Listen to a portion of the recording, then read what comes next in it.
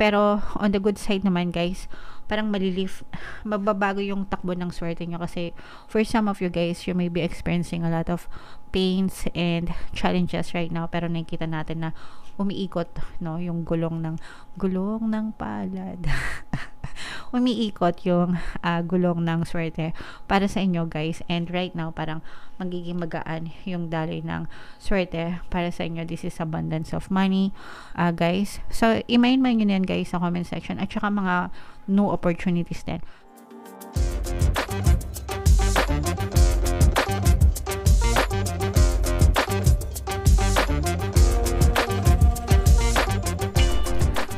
Hello guys, hello Sagittarius, welcome back to Pinay Pixie Tarot.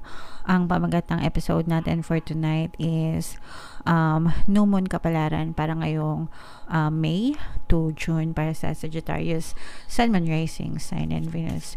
General reading lang guys, pwede mag-resonate, pwedeng hindi, combination ng positive and negative energy.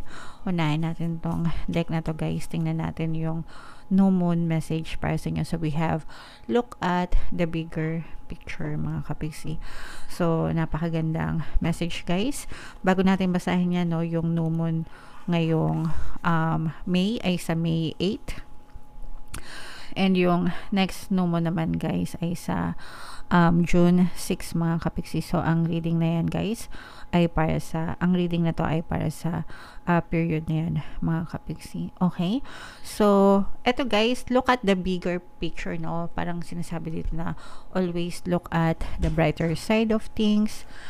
This card for some of you guys is a reminder na while it's good to think things through, no, sometimes we need to step back a little mga kapiksi, no, and look at the bigger picture of things, no, kung bakit nangyayari siya sa buhay natin mga kapiksi. Okay, so kailangan sometimes ganun, no, parang kailangan natin mag-minor ng konti, mag-reflect and ask ourselves, no, kung bakit nangyayari sa atin yung mga ganong klaseng bagay mga kapiksi. Okay, so attune to the moon guys, take time out for a mini break or adventure. So napapanahon kasi summer season.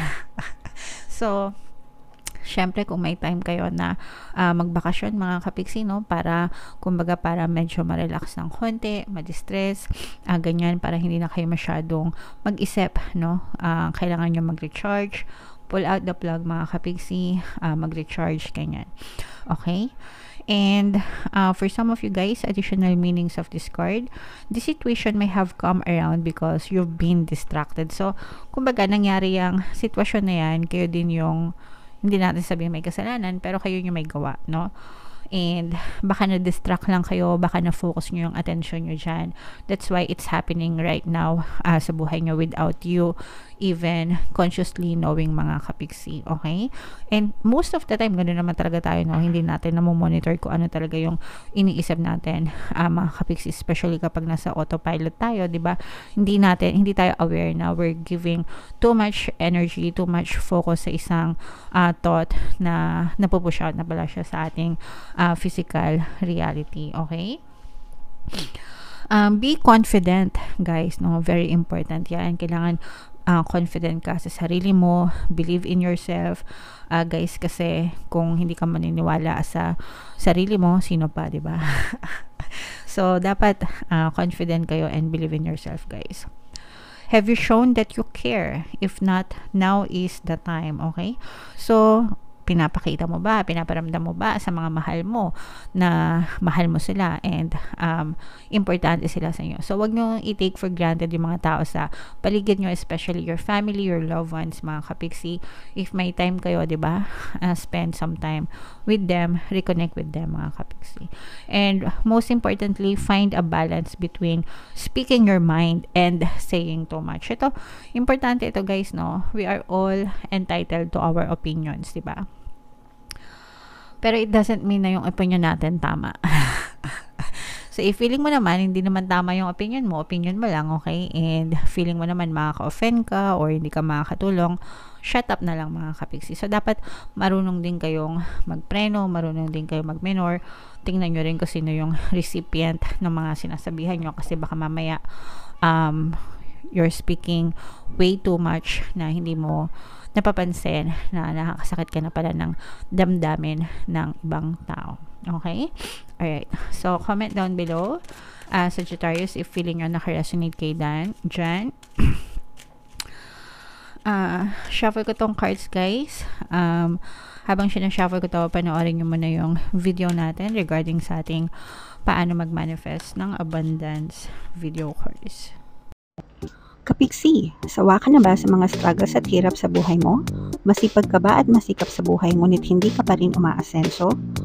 Ilang beses ka na bang nag-attempt magnegosyo at mag-invest pero palagi ka pa rin nalulugi? Sa pagkakataon na ito ay maaaring may subconscious beliefs ka na nagiging balakid sa iyong pag-unlad at pagyaman. Introducing, paano mag-manifest ng abundance video course. Dito ay matututunan mong ma-overcome ang mga balakid mo para tuluyan ka ng umunlad, umasenso, sumagana, maging matagumpay, successful at maswerte sa iyong kabuhayan, pera, trabaho, negosyo, salapi at kaperahan ng bonggang-bongga. Dali, mag-send na ng email sa pinoypixietaro@gmail.com at simulan na ang iyong pagyaman ngayon. Alright, so sabay-sabay tayo, guys, magpayaman ngayon 2024, mag-avail na kayo ng course, sobrang ganda niyan, guys. And ngayong May, no, meron tayong promo. Actually, guys, pwede kayong magpumili, either gusto niyo ng 1 free pampaswerte subliminal o kaya naman ay 200 pesos na discount. So, ngayong May lang yan, guys, kaya mag-avail na kayo. And meron din tayong email coaching, manifest your desires using the law of attraction. If meron kayo, guys, sa mga specific na gusto nyong i-manifest, pwede kayo magpabook ng email coaching session with me. Mag-send lang kayo, guys, ng email sa pinoypixietaro@gmail.com. So, Sagittarius, guys, kayo ay represent ng King of Wands sa ating spread. Ito yung combination ng positive and negative energy. Unahin natin yung negative energy nyo, guys. Mag-ingat kayo sa mga imbitasyon, especially, guys, sa investment, okay? Kasi maaari kayong ma-scam, maaari kayong maloko, guys. Ito, guys, parang ano to, no? Parang bibigyan kayo ng proof, ng evidences, ganyan, na okay yung investment na yan. Tapos parang mapapasok kayo. Okay? Alam niyo yung ano, yung mga tawag dito, moss ba tawag doon? Gamo-gamo, 'di ba? Yung mga gamo-gamo, gusto nila yung liwanag, 'di ba? Let's say for example, kandila, may kita mo yung gamo-gamo, na-attract sila doon sa liwanag ng kandila. Pero kapag lumapit sila dun sa kandila, mapapaso sila, masusunog sila. So, parang ganon yung pwedeng mangyari sa inyo, mga kapiksi, kasi this is too good to be true.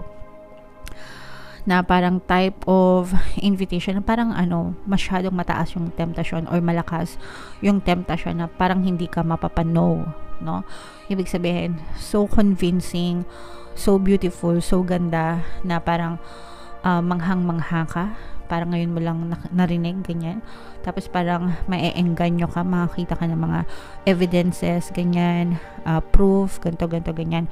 Yung pala lahat ng yun, fake. Fraud, mga kapiksi. So, mag-ingat kayo dito, guys, kasi baka mapasok din kayo kagaya nito, mga kapiksi. And marami yan, guys, no, sa social media, especially, sometimes yung mga friends pa, meron ako nabasa last time, hindi ko matandaan kung sino, pero sabi niya last year pa siya na-scam ng friend niya, nagbigay siya ng 100k, until now 1 year na wala pang bumabalik sa kanya. So mag-ingat kayo, guys, sa mga ganong klase ng investment, kasi too good to be true, akala mo maganda pero yung pala nai-scam ka na, okay? Pero on the good side naman, guys, parang mababago yung takbo ng swerte nyo, kasi for some of you, guys, you may be experiencing a lot of pains and challenges right now, pero nakikita natin na umiikot, no, yung gulong ng palad. Umiikot yung gulong ng swerte para sa inyo, guys, and right now parang magiging magaan yung daloy ng swerte para sa inyo. This is abundance of money, guys. So i-mind nyo yan, guys, sa comment section, at saka mga new opportunities din. Pero, guys, again, no, kapag may mga opportunities, may mga scammers din. Kasi yung mga scammers, ano yan sinasabayan nila yung mga opportunity ko, no? Oportunidad para makapang scam. Kaya kapag bago kayo magdesisyon, make sure na pag-aralan nyo muna para hindi kayo maloko mga kapiksi. Okay? So, i-main nyo yan guys. Mind swerte, mind good luck, mind good fortune. Yan. Para talagang ma-experience nyo sa inyong physical reality. Sa mga may negosyo naman, sa mga may negosyo, let's say for example, negosyante ka, whether online or offline yung business mo, magtutuloy-tuloy pa rin yung daloy, magandang daloy ng swerte sa inyong mga kapiksi. Sa mga may karelasyon guys, medyo iiyak kayo ngayong new moon season kasi maaari kayo mag-away. Parang meron kang madidiscover na something from your partner or specific person. Parang message ito or text or something na medyo magpapabigat sa'yo, sa iyong damdamin guys. Parang pagsisimulan ito ng away nyo ng iyong partner or specific person, and medyo may stress ka dito guys. Ayan no, kitang-kita mo naman. Diba? Puro tinik, puro iyak. Mga kapiksi, ayan o, makikita nyo literal na tumutulo yung luha guys. Makikita nyo ba? So for some of you, maaari kayong maka-experience ng mga emotional pain, and maaari kayong hindi makatulog dahil sa mga pag-aaway nyo ng inyong partner o specific person. So yung ganyan naman guys,